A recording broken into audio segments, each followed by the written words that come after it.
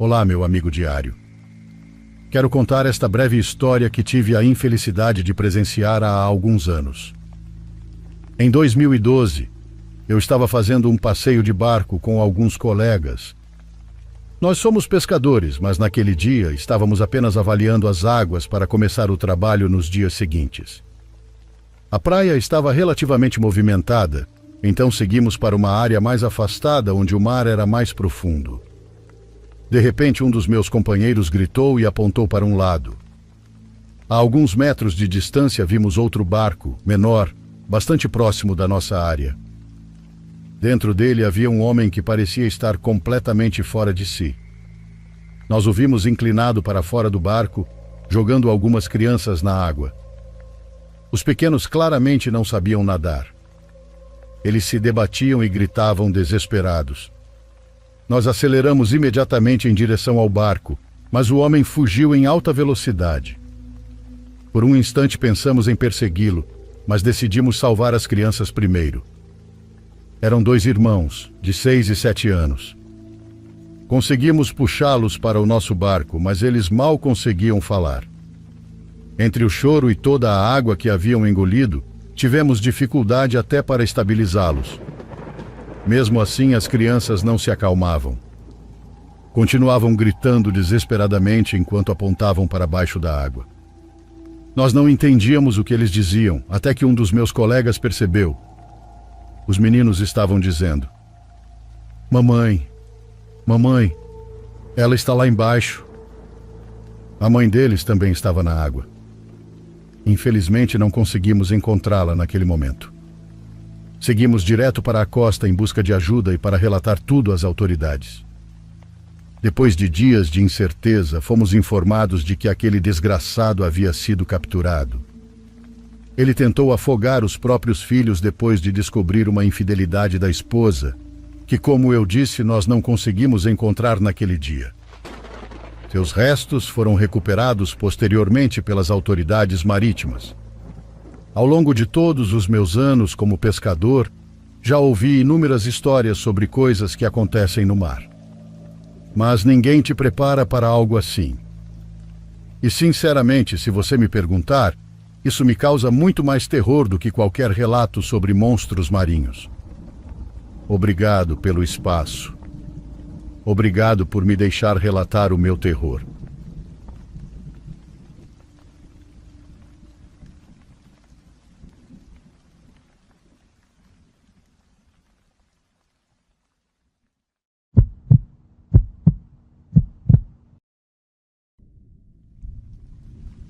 Eu não sou muito de acampar.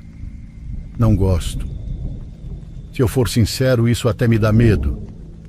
Aquela sensação de estar em lugares isolados, longe de tudo o que é civilizado, exposto a sabe-se lá o quê. Não, definitivamente não é a minha praia. Mesmo assim, acabei aceitando depois de tanta insistência do pessoal do trabalho. Meu primo Rachinha tinha me oferecido emprego na agência dele e eu queria me enturmar. Ele e Fernando tinham criado aquela agência antes mesmo de saírem da faculdade. E a verdade é que deu muito certo. A empresa cresceu, eles foram trazendo mais gente, montaram uma equipe enorme e acho que funcionavam tão bem justamente porque eram muito unidos. Muito disso vinha das atividades que faziam juntos com frequência. Pelo menos um fim de semana por mês eles organizavam alguma coisa. Dessa vez, a atividade seria um acampamento em um morro, a 2 horas de Pico da Bandeira. Eu não estava nem um pouco animado, mas não consegui dizer não. Rachinha e Fernando tinham sido algo parecido com escoteiros, e foi assim que se conheceram. Então se sentiam completamente à vontade naquele tipo de lugar. Eu só conseguia imaginar um fim de semana desconfortável e entediante. Eu daria qualquer coisa para que tivesse sido só isso. Naquela sexta-feira, cheguei cedo ao trabalho com tudo pronto. Só terminaríamos algumas pendências antes de seguir viagem. Antes mesmo da hora do almoço, já estávamos indo rumo à montanha em 2 caminhonetes que deixamos estacionadas em um pequeno restaurante à beira da estrada. Eles já tinham ido para lá várias vezes, mas durante um tempo o lugar ficou perigoso. Havia histórias de assaltos e de pessoas estranhas por aquelas bandas. Ainda assim, parecia que fazia um bom tempo que a tranquilidade tinha voltado à região, porque os excursionistas também tinham retornado. Éramos 6 no total. 6 homens na montanha. Não parecíamos exatamente o alvo ideal para alguém querer mexer conosco, então eu não estava realmente preocupado com segurança. Mesmo assim, não conseguia evitar a sensação de inquietação conforme as horas passavam e nós continuávamos entrando cada vez mais fundo naquele bosque espesso. Já tínhamos deixado até as trilhas para trás. Caminhávamos no meio do mato. Não se ouvia absolutamente nada ao redor. Só o vento passando entre as árvores. Nem mesmo animais. Nem pássaros. Nada. Encontramos então uma clareira. Era um pequeno círculo de poucos metros sem árvores. Aquilo chamou nossa atenção porque parecia ter sido feito de propósito. Mas não era grande o suficiente para ter existido uma cabana ali. E também não era uma área fácil de acessar ou de construir qualquer coisa. Era apenas estranho. Bem no meio da clareira havia cinzas. Sem dúvida, alguém tinha feito uma fogueira ali em algum momento. Pelo que Rachinha comentou, aquilo devia estar apagado havia semanas. Provavelmente algum grupo tinha acampado ali durante a Semana Santa e aproveitado a clareira. Quando eu ia continuar andando, percebi que Rachinha e Fernando, que estavam na frente do grupo, haviam parado completamente. Os outros também pararam ao lado deles. Estavam olhando para alguma coisa. Cheguei mais perto para ver. Entre as árvores, logo adiante da clareira, havia um crucifixo de quase 2 metros de altura fincado em um monte de terra recentemente remexida. A figura pregada nele era... Eu nem sei como descrever. Era um homem barbudo com uma coroa de espinhos, mas por algum motivo ninguém conseguia olhar para aquilo e pensar em Cristo. Talvez pela posição estranha, encarando diretamente a nossa direção. Talvez pela maneira como uma das mãos parecia estar se soltando do prego, como se estivesse prestes a se libertar da cruz. Era uma peça muito bonita esteticamente. Bela até demais. Muito diferente de qualquer crucifixo que já tivéssemos visto. E justamente por isso parecia errado estar ali, no meio do nada. Aquilo nos causou uma sensação muito estranha. Um dos rapazes carregava uma câmera e vinha fotografando tudo, mas não tirou foto da cruz. Como se fosse um acordo entre todos nós, simplesmente contornamos a figura mantendo distância, embora ela estivesse exatamente no caminho que seguíamos. A descoberta tinha nos deixado nervosos e a noite começava a cair. Na verdade, parecia mais tarde do que realmente era, porque as árvores eram tão densas que quase não deixavam a luz passar. Ainda faltava pouco para chegarmos ao ponto onde eles costumavam montar acampamento, mas precisávamos acelerar para chegar antes de escurecer completamente. Foi aí que comecei a sentir, de alguma forma, que não estávamos mais sozinhos naquela montanha. Achei que fosse só nervosismo, mas quando comentei isso, percebi que não era o único. O próprio Fernando, mesmo com toda a experiência que tinha, decidiu ficar na retaguarda do grupo enquanto Rachinha guiava o caminho. Perguntei por que ele tinha mudado de posição, e ele respondeu que achou ter percebido alguém caminhando atrás de nós a algumas dezenas de metros.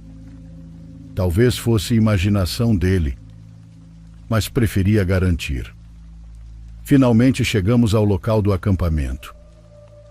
Montamos as barracas sem dificuldade, acendemos uma fogueira e começamos a preparar algo para comer. Com toda a correria, nem tínhamos almoçado e estávamos mortos de fome. Perguntamos a Rachinha e Fernando se aquele lugar costumava ser tão silencioso assim. Eles responderam que não. Disseram que havia algo diferente naquela noite. Era como se alguma coisa tivesse assustado até os insetos. De repente, alguém surgiu correndo do meio da escuridão. Era Cláudio. Ele tinha ido ao banheiro sem que eu percebesse. Meu coração disparou ao vê-lo aparecer daquele jeito, mas quando reconheci quem era, nem consegui sentir alívio, porque ele estava apavorado. Disse que havia alguém andando perto do acampamento. Falou que tinha visto uma silhueta rodeando o local, iluminada pela fogueira. Não conseguiu distinguir direito, apenas percebeu que era uma pessoa. Aquilo nos deixou extremamente nervosos. Pensar que existia algum desconhecido ali perto foi suficiente para o clima piorar completamente. Rachinha e Fernando, que tentaram nos tranquilizar durante toda a viagem, começaram a demonstrar nervosismo também, mesmo tentando esconder. E isso acabou desestabilizando todos nós. Começamos a discutir a possibilidade de ir embora. Não sei se vocês já estiveram em uma floresta fechada durante a noite, mas eu sempre achei que aquilo de "não podemos voltar agora" fosse exagero de filme de terror. Só que a escuridão era tão absurda que mal conseguíamos enxergar alguns metros à frente. Sabíamos que tentar descer a montanha naquele momento poderia ser ainda mais perigoso do que permanecer ali. Enquanto Rachinha gritava perguntando quem estava por perto, nós nos organizamos em duplas. Cada dupla pegou uma lanterna e qualquer coisa que pudesse servir de arma. Então alguém começou a rir. E não havia absolutamente nada engraçado naquela situação. Eu me lembro desse instante com perfeição. Aquela risada ecoando no meio de nós. Lembro de começar a olhar ao redor tentando descobrir quem estava rindo. Eu estava irritado. Furioso até.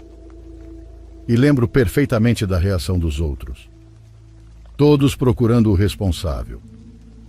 Levamos cerca de 2 segundos para entender. Nenhum de nós estava rindo. Mas alguém dentro da barraca maior estava.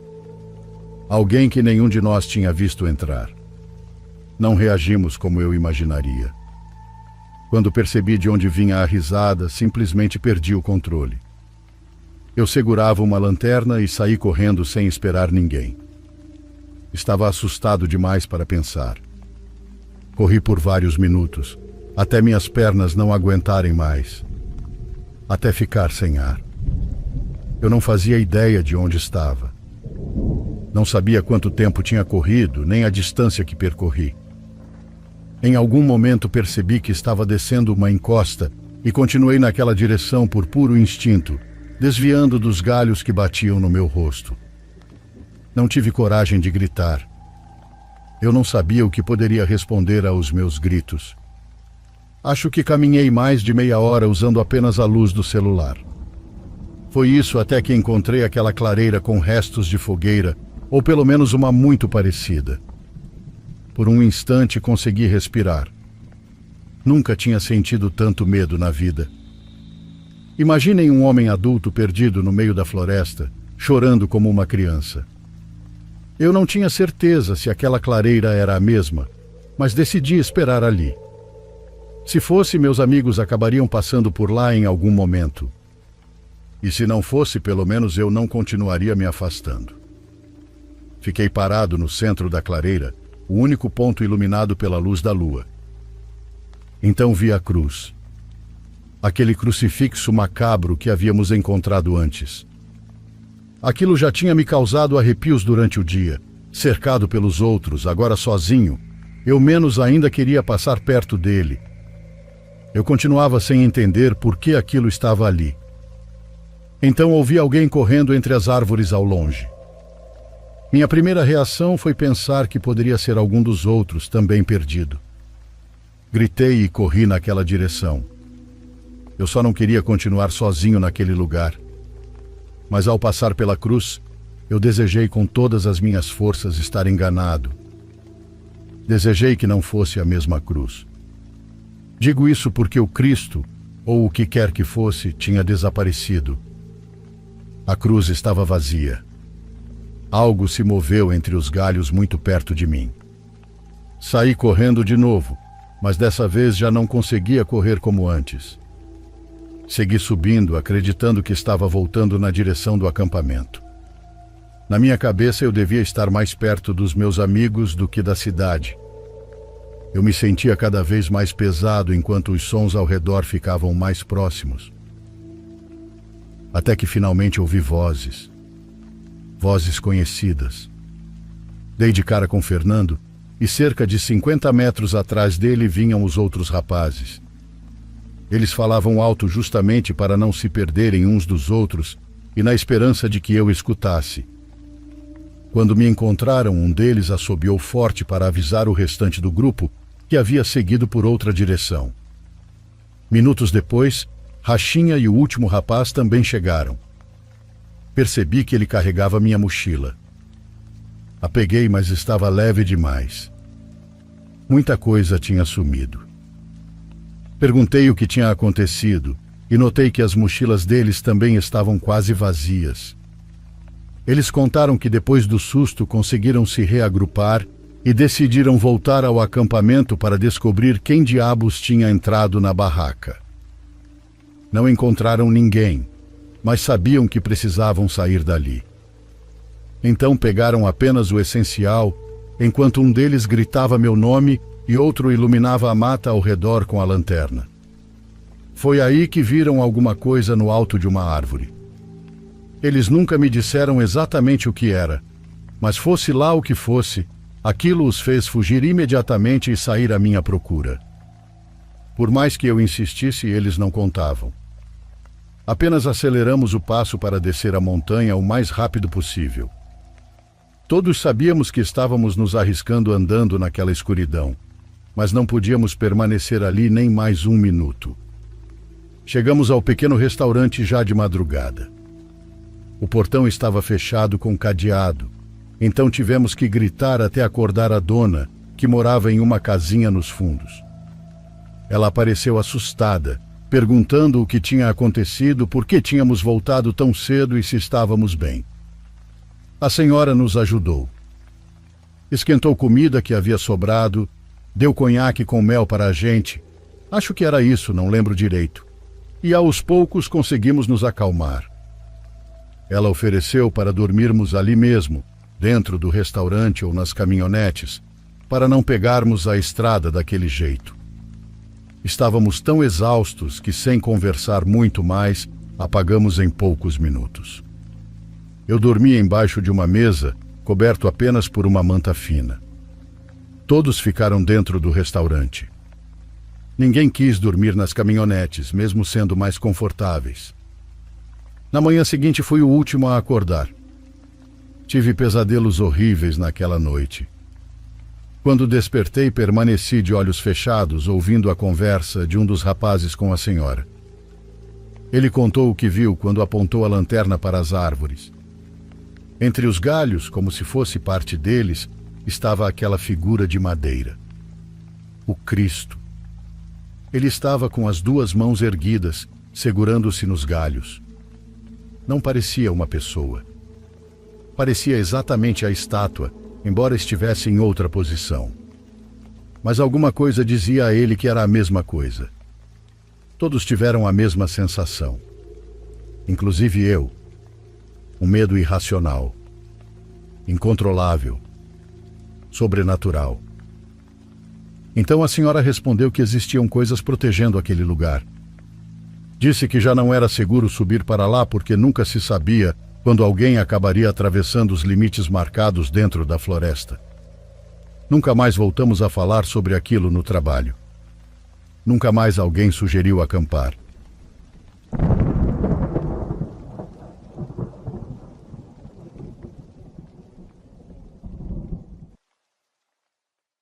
Por favor, curta e se inscreva se você estiver gostando.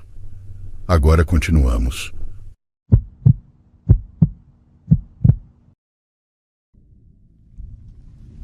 Mando um abraço a todos que me ouvem.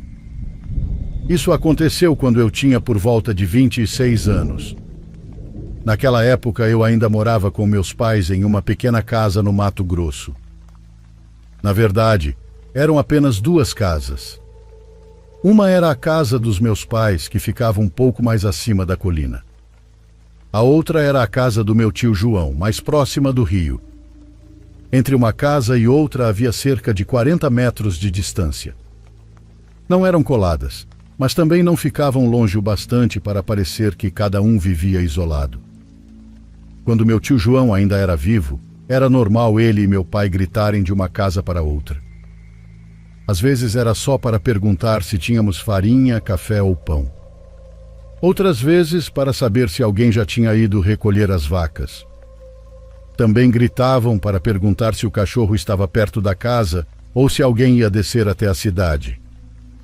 Era um costume diário. A gente escutava a voz do meu tio vindo lá de baixo e já sabia que ele estava parado do lado de fora da casa, de chapéu na cabeça, olhando em direção à subida onde morávamos. Meu tio já era idoso quando faleceu. Foi uma perda que abalou muito a família. Lembro que os filhos dele vieram, mas a verdade é que já fazia tempo que o tinham meio esquecido. Eles moravam na cidade e quase nunca vinham visitá-lo. Isso machucava bastante o meu pai. Meu tio sempre dizia que, quando morresse, queria ser velado dentro da própria casa. Dizia que tinha vivido ali a vida inteira e que queria se despedir daquele lugar. Mas não fizeram isso. Os filhos dele só o levaram até a casa por alguns momentos, para que a família pudesse se despedir. Depois o levaram de volta à cidade, onde foi velado e enterrado. A casa ficou vazia. Já não se ouvia mais meu tio gritando lá de baixo. Já não se via sua sombra caminhando perto do rio, nem o cachorro deitado na entrada. Tudo ficou em silêncio. Para chegar à nossa casa, era preciso passar em frente à casa do meu tio. Não existia outro caminho confortável para subir. A trilha vinha da parte do rio, passava diante da casa dele e depois seguia até a nossa. Eu continuava morando com meus pais porque ajudava meu pai a cuidar das terras. Ele já estava velho e não conseguia mais fazer tudo como antes. Eu era o filho caçula. Meus irmãos já tinham seguido suas vidas em outros lugares, então muita coisa acabou ficando sob minha responsabilidade. Eu também tinha namorada na cidade. Normalmente eu descia para vê-la nos fins de semana. Às vezes ficava até mais tarde do que devia e voltava para casa já tarde da noite de domingo. Foi então que os gritos começaram. Foi meu pai quem me contou primeiro. Uma tarde ele disse que quase um mês depois da morte do meu tio João, estava deitado na rede do lado de fora de casa. Era uma daquelas tardes tranquilas em que só se escutava o rio correndo lá embaixo, os animais e o vento balançando as folhas. De repente ele ouviu um grito vindo da casa do meu tio. Meu pai dizia que soou exatamente como quando meu tio gritava lá de baixo para perguntar alguma coisa. No começo pensou que talvez tivesse imaginado. Depois se ajeitou na rede e ficou olhando em direção à casa do irmão, mas não viu nada. A segunda pessoa a escutar foi minha mãe. Ela estava lavando roupas no tanque, que ficava num canto de onde ainda era possível ver parte da casa do meu tio. Não dava para enxergá-la completamente por causa das palmeiras e das plantas que haviam crescido ao redor, mas ainda se via a parte dos fundos. Minha mãe contou que ouviu aquele grito de novo. Dessa vez, não foi apenas um som. A voz chamou pelo nome dela. Ela largou as roupas no tanque e ficou travada. Segundo ela, por um instante sentiu como se meu tio estivesse chamando da casa dele, exatamente como fazia antes. Depois se aproximou um pouco mais. Foi então que viu uma sombra se mover entre as palmeiras. Ela não conseguiu distinguir uma pessoa inteira. Era apenas um vulto escuro passando rapidamente entre as plantas, como se alguém tivesse caminhado ao lado da casa. Durou só alguns segundos. Minha mãe ficou assustada, porque naquela altura a casa já estava fechada havia semanas. Não havia motivo para ninguém estar ali. Até aquele momento nada tinha acontecido comigo. Eu ouvia o que meus pais contavam, mas parte de mim achava que talvez fosse apenas impressão. Como estávamos acostumados a ouvir meu tio gritando lá de baixo, talvez nossa mente estivesse viajando. Mas minha mãe não ficou tranquila. Ela desceu até a cidade para buscar água benta e espalhou pela casa inteira do cunhado. Minha mãe era muito religiosa e sempre dizia que os mortos não voltam. Segundo ela, quando alguém morre, vai embora deste mundo e não tem por que continuar vagando por aqui. Por isso acreditava que talvez não fosse meu tio, mas alguma energia ruim. Mesmo assim, pendurou um rosário na porta principal. Depois disso, a casa continuou fechada, como se nada tivesse acontecido. Até que uma noite aconteceu comigo. Lembro perfeitamente. Era um domingo à noite. Eu estava voltando de ver minha namorada. Tinha deixado o carro mais atrás, em um galpão de madeira que havíamos construído para protegê-lo do sol. Dali ainda precisava caminhar um trecho até chegar em casa. Devia ser meia-noite. Eu conseguia ver a luz da casa da minha mãe no alto da colina. Sabia que ela iria reclamar por eu chegar tarde, embora aquilo já tivesse virado costume nos domingos. Eu caminhava tranquilamente pela trilha, que passava exatamente em frente à casa do meu tio.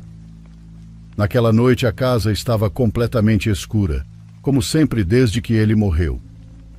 Mas quando passei diante dela, senti uma necessidade estranha de olhar para a porta. E vi um homem parado ali. Estava num canto da entrada.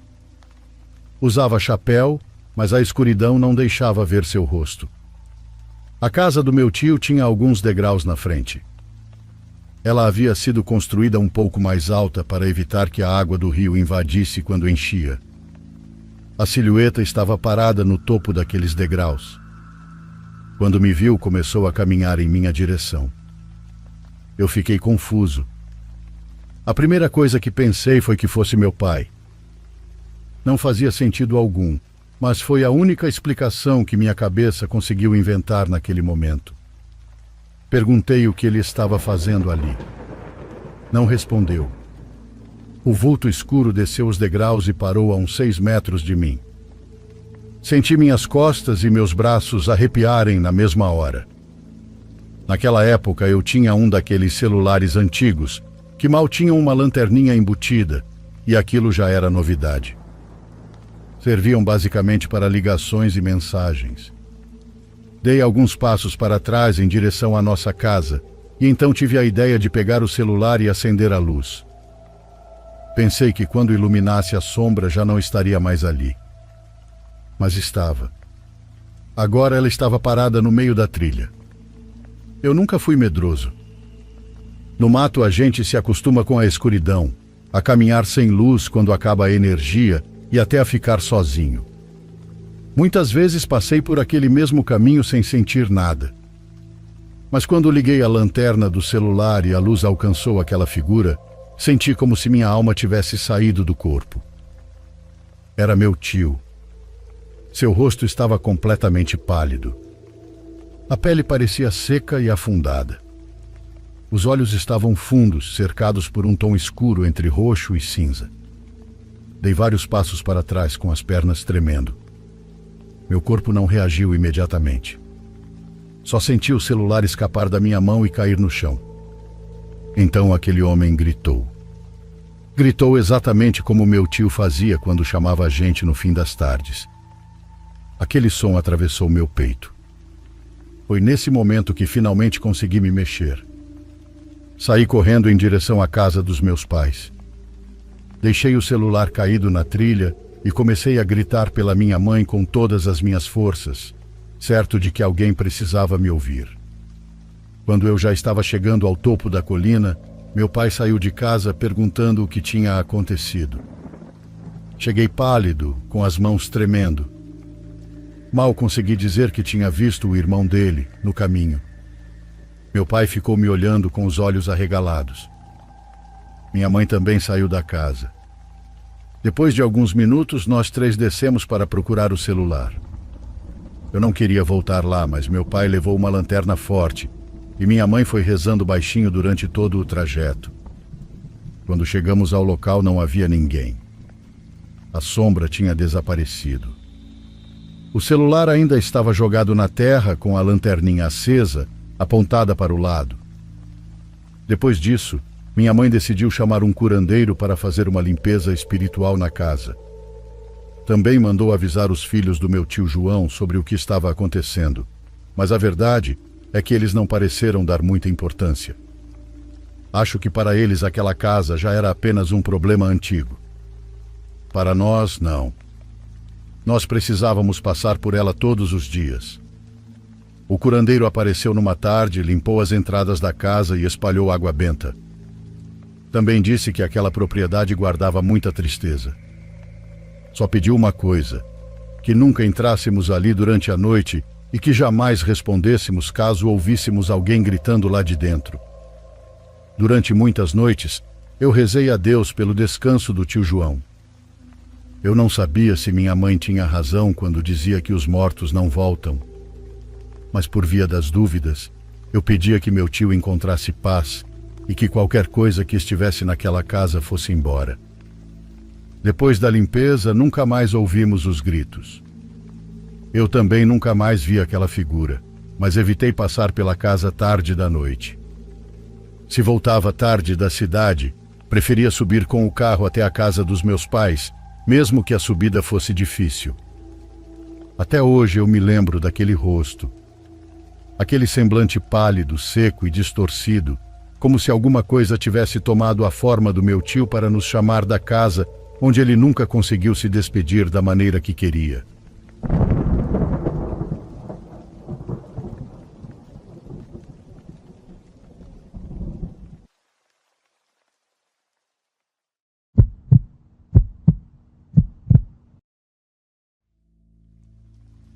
Essa é uma história que eu venho guardando há muito tempo. Tudo aconteceu quando eu ainda estava no ensino médio, aqui nos Estados Unidos. Hoje, só para contextualizar, já estou na casa dos 30 anos. Também vou evitar usar meu nome verdadeiro e os nomes reais dos meus amigos. Dá para encontrar informações sobre o lugar que vou descrever na internet, e sinceramente não sei se ainda poderíamos arrumar problemas por causa disso, então é melhor evitar nomes reais. Na minha cidade natal existia uma antiga base militar abandonada. Pelo que pesquisei anos depois, ela foi usada principalmente durante a Guerra Fria e a Segunda Guerra Mundial. Em determinado momento, mais de 200 famílias militares moravam ali. O lugar parecia uma pequena cidade. Imagino que existam comunidades assim em várias bases militares pelo país, mas aquilo sempre me pareceu estranho. A vila foi abandonada em 84 e permaneceu daquele jeito até 2014, quando finalmente foi demolida. Desde criança eu ouvia histórias sobre aquele lugar. Cresci escutando todo tipo de lenda envolvendo a vila abandonada. Histórias sobre cultos demoníacos se reunindo lá dentro, experimentos militares secretos acontecendo em instalações subterrâneas e desaparecimentos. Qualquer pessoa da região conhecia aquelas histórias. Era praticamente uma lenda urbana local. Quando eu estava no ensino fundamental, lembro do meu irmão mais velho entrando no meu quarto numa noite em que alguns amigos estavam lá em casa. Ele disse que tinha ido até a vila abandonada. Claro que ninguém acreditou nele no começo, mas então ele começou a descrever tudo em detalhes. Parecia genuinamente assustado, embora eu tenha certeza de que ele só queria mexer com a nossa cabeça. Ele falou sobre a igreja da vila e contou que existia uma porta secreta no chão, bem ao lado do altar. Segundo ele, dava para ouvir gemidos e gritos vindos do porão da igreja. Quanto mais ele falava, mais a gente acreditava. A história era absurda, mas acabou alimentando ainda mais o mistério em torno da vila abandonada. Durante anos, eu e meus amigos ficamos compartilhando histórias sobre aquele lugar. Sempre dizíamos que quando tivéssemos idade para dirigir, iríamos investigar tudo por conta própria. Passamos praticamente todo o ensino médio falando sobre explorar a vila, mas nunca chegávamos a fazer isso. Existiam dois motivos principais. Primeiro, nós não sabíamos exatamente onde a vila ficava. Conhecíamos a região geral, mas isso não ajudava muito. Sabíamos que era perto do aeroporto, Só que havia uma enorme área cheia de placas de proibida a entrada. Segundo, mesmo abandonada, aquilo ainda era tecnicamente uma base militar.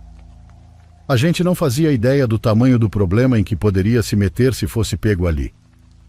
Então, numa noite fria, no último ano do ensino médio, um dos meus amigos apareceu dizendo que finalmente sabia onde ficava a entrada da vila. Ninguém acreditou. Ele disse que conhecia alguém que já tinha ido lá e que tinha passado a localização para ele. Eu estava tão convencido de que ele estava inventando tudo que respondi na hora. Então vamos lá investigar. Na minha cabeça, a gente nunca encontraria a entrada de verdade.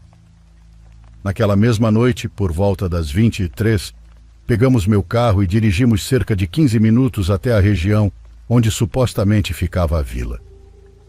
Richard claramente não tinha tanta certeza da localização quanto fingia ter. A cada poucos metros ele mandava eu encostar o carro. Acho que é aqui. Porém, nunca era. Finalmente encontramos uma estrada tomada pelo mato. Richard apontou para ela e disse: "Tem que ser esse caminho." Havia uma placa velha e enferrujada de proibida a entrada, quase totalmente escondida pelas árvores. Como estávamos com o meu carro, comecei a ficar nervoso de continuar dali em diante. Mas Richard e meu amigo Kevin estavam completamente decididos a seguir. Eles nem pareciam pensar na possibilidade de dar errado. Os dois repetiam o mesmo argumento. "A gente fala disso desde criança, então vamos fazer logo." Depois de insistirem bastante, acabaram me convencendo. Comecei a dirigir lentamente pela estrada de terra. Apaguei os faróis e deixei o carro praticamente deslizar pelo caminho escuro. Depois de alguns minutos, chegamos a uma cancela daquelas que sobem e descem. Obviamente não havia ninguém na guarita de segurança, então precisei sair do carro e levantar a barra manualmente. Foi aí que as coisas começaram a ficar estranhas. Nos minutos seguintes, começamos a ver móveis espalhados pelos lados da estrada. Camas, cômodas, mesas, praticamente qualquer tipo de mobília que você pudesse imaginar. Pouco depois, encontramos outra cancela. Dessa vez fiz Richard sair do carro para levantá-la. Depois daquele último bloqueio, finalmente estávamos dentro da vila. A sensação era surreal. Depois de tantos anos ouvindo histórias sobre aquele lugar, nós finalmente estávamos ali. Parecia uma versão distorcida de um bairro comum. Era como estar dentro do mundo invertido daquela série da Netflix. Tudo parecia errado. As construções estavam apodrecendo lentamente. Estacionei o carro em frente à igreja. Descemos em silêncio e começamos a explorar o lugar com cuidado. A primeira coisa que percebi foi que não havia câmeras em lugar nenhum. Pelo menos não que eu conseguisse ver. Isso me deixou um pouco mais tranquilo, porque talvez significasse que não seríamos pegos. Entramos primeiro na igreja. O lugar era assustador. As paredes estavam cobertas de pichações. Procurei pela suposta porta secreta que meu irmão descreveu anos antes, e obviamente não havia nenhum alçapão. Depois fomos explorar algumas das casas. Aquilo era ainda mais perturbador. Eram casas reais, moradias legítimas, completamente abandonadas. Algumas pareciam destruídas por um furacão, enquanto outras ainda estavam praticamente intactas. E de alguma forma, as casas intactas eram muito mais assustadoras. Nosso amigo Cobalt estava com a gente e durante todo o tempo ele parecia apavorado. Repetia sem parar que havia alguém ali.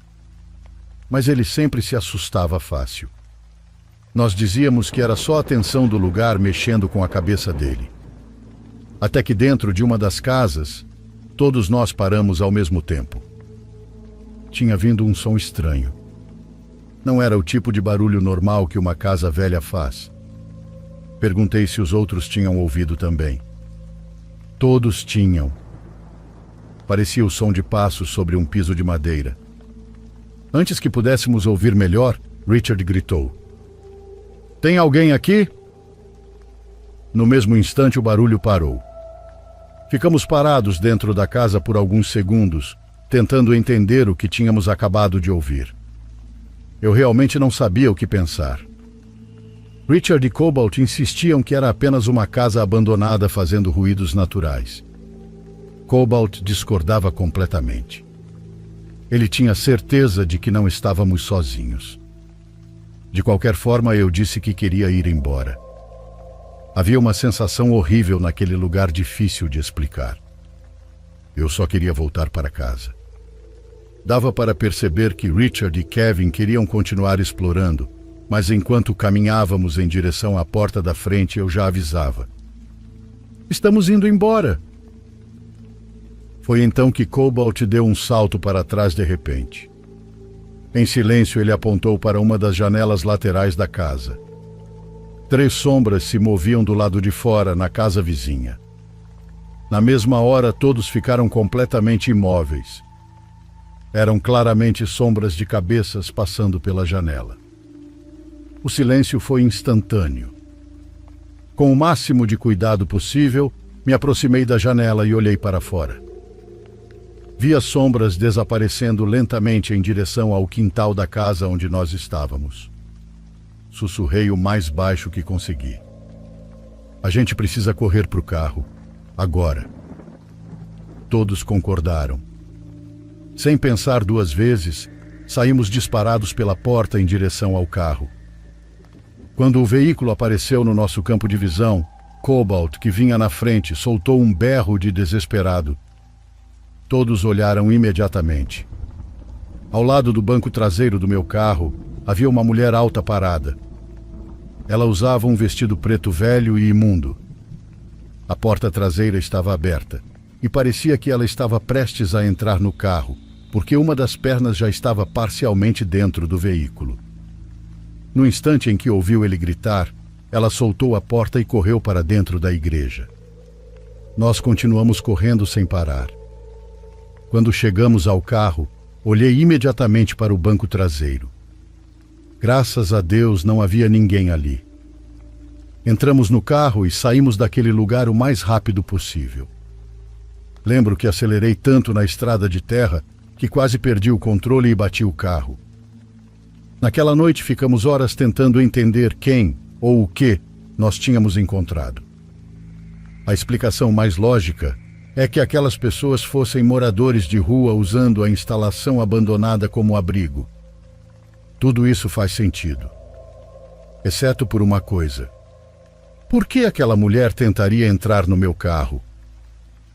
E o que mais me assusta quando penso naquela noite é que passamos bastante tempo andando pela vila e não vimos absolutamente ninguém. Nenhum sinal de presença humana.